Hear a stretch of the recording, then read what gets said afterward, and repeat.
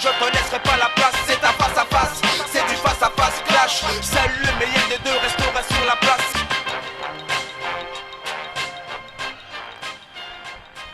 On parle d'éducation nationale, on parle d'enfants non scolarisés, on parle de quoi? On parle de cette grève du côté des enseignants, grève qui dure et qui perdure. La question elle est simple, est-ce que la grève ne va pas trop loin? Pour cette année 2017, je vais laisser la parole à Patrick en ouverture. Oh, c'est gentil, merci beaucoup. Alors, est-ce qu'elle va pas trop loin? Honnêtement, je sais pas.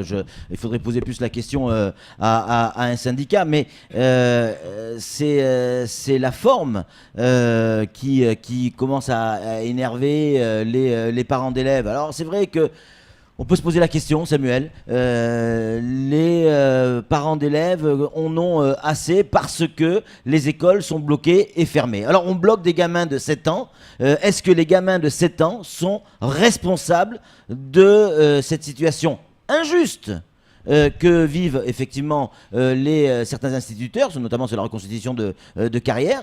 Est-ce que c'est les gamins qui doivent payer? Est-ce que c'est pas plutôt ceux qui sont mis en cause par les syndicats, notamment certains services de l'État, qui devraient subir les conséquences de cette grève, et pas forcément des gamins de 7 ans? La réponse, je l'ai, je peux vous la donner. C'est quand même plus facile de bloquer des gamins de 7 ans que d'aller s'affronter avec des gendarmes devant la préfecture. Donc la réponse, elle est claire. Voilà, quand on est syndicaliste, on va manifester, on va bloquer des écoles. Ça gêne personne à Paris. Je peux vous dire que tout le monde s'en fout complètement à Paris. Par contre, ce sont les parents et les gamins qui sont bloqués. Donc voilà, j'avais juste envie de dire, messieurs, un peu plus de courage quand même, un peu plus de courage. Les gamins de 7 ans, c'est plus facile. Ouais, je pense qu'il ne faut pas avoir la mémoire trop courte, parce que quand les instituteurs ou autres corporations d'ailleurs défendent en dressant des barrages ou en allant manifester devant, sur la place de la République ou face à la préfecture, il y a beaucoup de mécontents aussi, non seulement parce que la mobilisation vide les écoles. Donc s'il n'y a pas d'instituteurs ou s'il n'y a pas de service public, donc personne n'est content. Il faut juste garder en mémoire qu'ils se battent avec les moyens du bord et qu'ils ne peuvent pas durer dans le temps. Ils savent que le conflit va être très très long et qu'ils ne vont pas pouvoir obtenir immédiatement. Bon, le 13, ils ont rendez-vous à Paris, je crois. Oui, et ils se rendront à Paris cette fois-ci. Alors ça, c'est plutôt bien.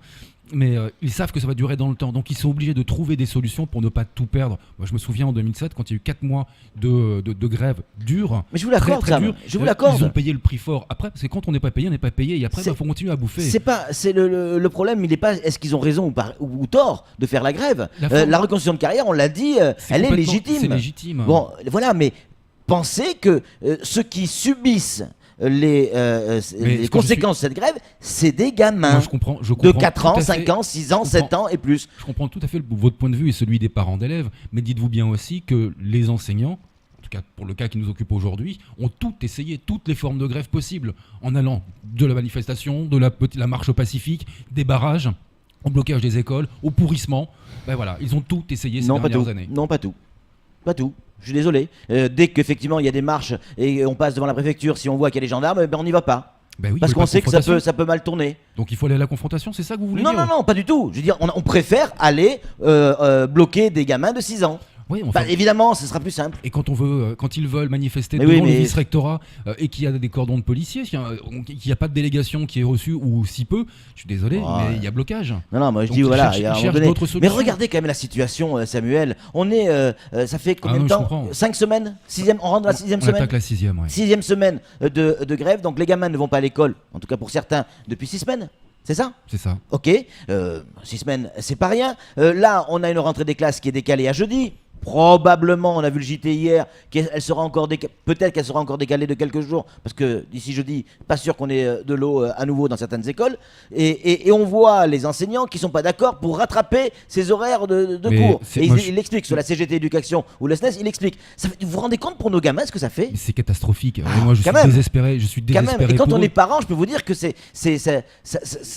énerve, je veux dire, on sort de ces ponts, c'est pas possible, quoi. Est-ce qu'il faut plus en vouloir, sincèrement, aux manifestants qui défendent leurs droits? Non, j'ai pas dit ça. Aux autorités qui ne relaient pas le message. Oui, et bien dans ce cas-là, Samuel, on s'en prend aux personnes qui sont responsables. Mais ce sera pareil, Patrick.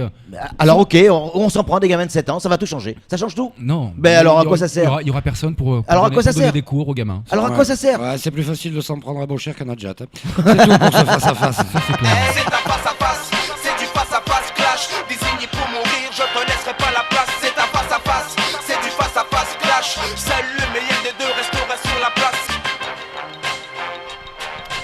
Ça sent le vécu quand même, Patrick.